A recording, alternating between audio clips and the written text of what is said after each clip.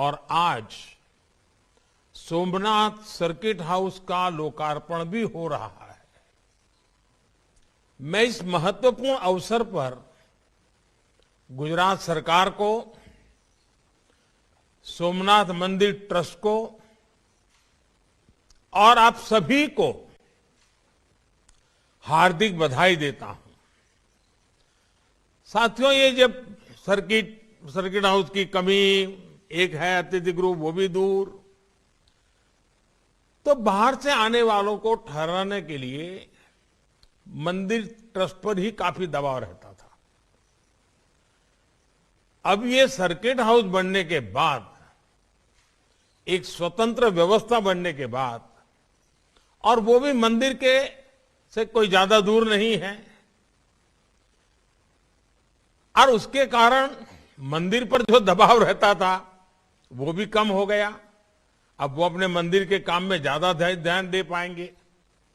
मुझे बताया गया है कि इस भवन को इस तरह बनाया गया है, यहां रुकने वाले व्यक्तियों को सी व्यू मिले, समुद्र दर्शन होते रहे।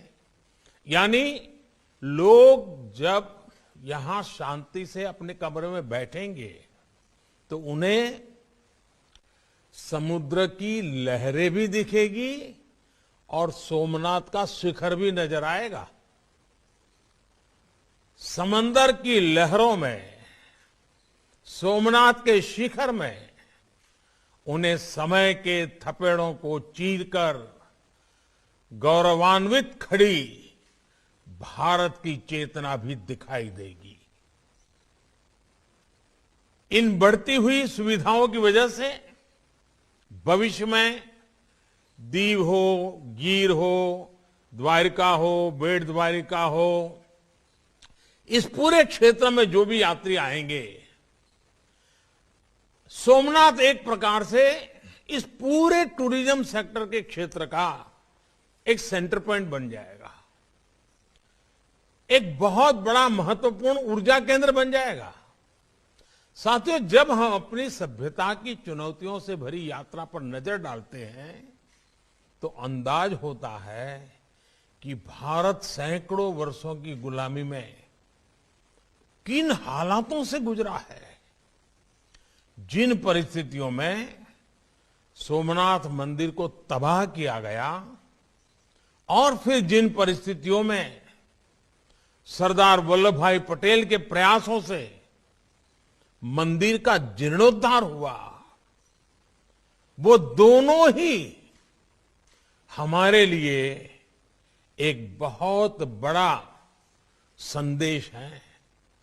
आज आजादी के अमृत महोत्सव में हम देश के अतीत से जो सीखना चाहते हैं, सोमनाथ जैसे आस्था और संस्कृति के स्थल उसके अहम केंद्र हैं।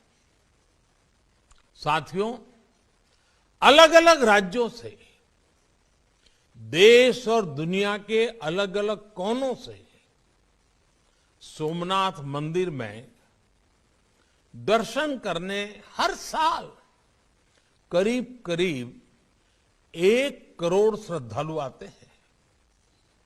ये श्रद्धालु जब यहां से वापस जाते हैं तो अपने साथ कई नए अनुभव,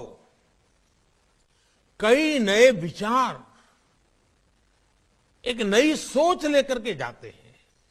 इसलिए एक यात्रा जितनी महत्वपूर्ण होती है, उतना ही महत्वपूर्ण उसका अनुभव भी होता है। तीर्थ यात्रा में तो खासकर हमारी इच्छा होती है कि हमारा मन भगवान में ही लगा रहे। यात्रा से जुड़ी अन्य परेशानियों में हमें जूझना न पड़े, उलझना न पड़े। सरकार और संस्थाओं के प्रयासों ने कैसे कई तीर्थों को संवारा है।